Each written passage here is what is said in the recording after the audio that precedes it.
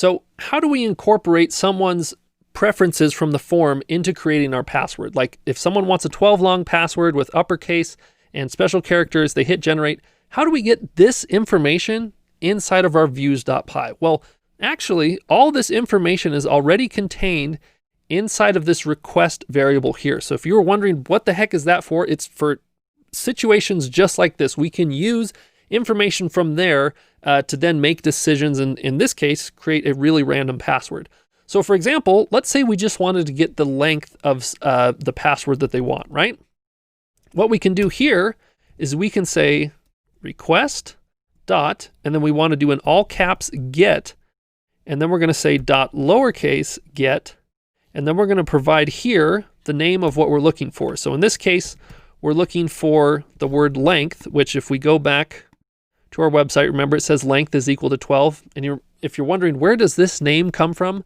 Remember, this is back from our home.html inside of the form. We said the name of this drop down is length. So that's where that came. In this case, uppercase is that name, yada, yada, yada. Okay.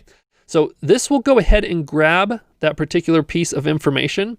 And what we want to do is we want to turn this into an int so that we can loop through, because by default, everything here that's provided is just a string. So we want to turn that into an int. So we're going to say lowercase int, put a parentheses around all of that. And now that we've done this, if we hit save and we go back and we reload the page here, it's going to take that into account. So for example, if length is only 2 and I hit enter here, it's only a too long password.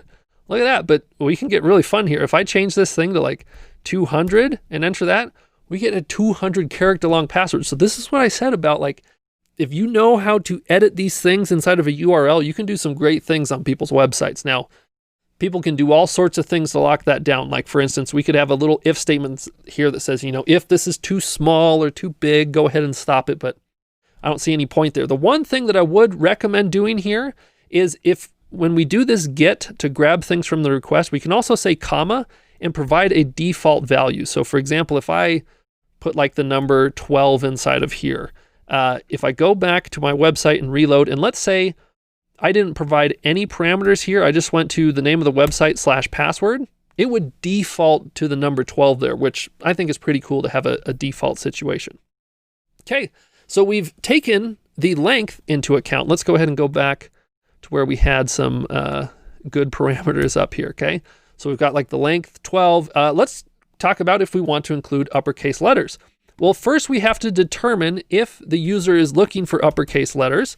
So after we've created our characters, let's go ahead and first check and see if they want uppercase. So we're going to say if request all caps get lowercase get, and then we're going to provide inside of here uppercase. Make sure this is the exact spelling is what you had on the outside. No uppercase. Like if this has an uppercase U, it's not going to work. Like it's got to be exactly what's here. In fact, you could just go ahead and copy this and paste that if you're a little bit worried about it. But what we're going to do is this will first just check and see if this thing even exists.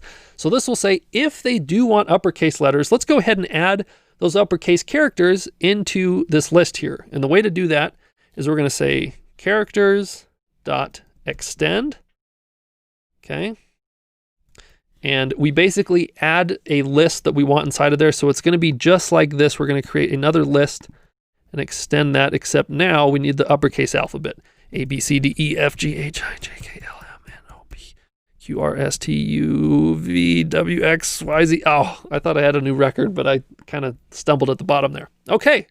So what this should do is if they want uppercase, it will throw these onto this characters list right here. And then it will, loop through all those and pick from all those characters. So let's save this, go back. I'm going to reload this page. Oh, this is so cool. Look at that. We've got uppercase characters randomly showing up. So let's do this again. Let's do this for the special character. So I'm going to copy what we have here because it's going to be fairly similar. Make sure you're in the right indentation. And I'm going to change this to special. All right. And you can decide what you want these special characters to be. I'm going to do like really just what's on like the top row here of my keyboard. So I'll go ahead and save this, reload the page. And because I've said special on, look at that, like it will randomly throw those in.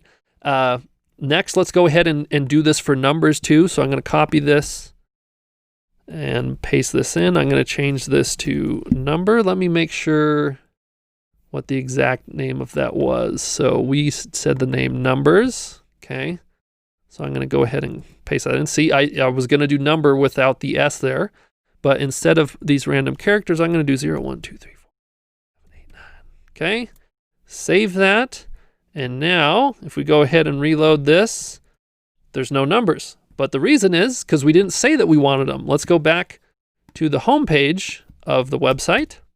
And let's say I only want numbers in lowercase. So if I generate the password now, look at that. Let's do the grand salami here. Let's check all the boxes. Boom, look at that. We got some random passwords. If we want to get crazy, let's go ahead and make this like a 20 character long password. Oh, these things. You could never just grab this out of your mind, right? Like this is truly random, awesome stuff. Okay, so this seems like a good place to end here. I've got 2 more things for you. The first one is I have a challenge for you. It's really important that we make sure that you're learning and you do some of this stuff on your own. You just don't follow me. And then also, you notice this website does not look like the one that I showed you initially. It technically works, but it's kind of ugly. We're going to style this up and make it look really nice.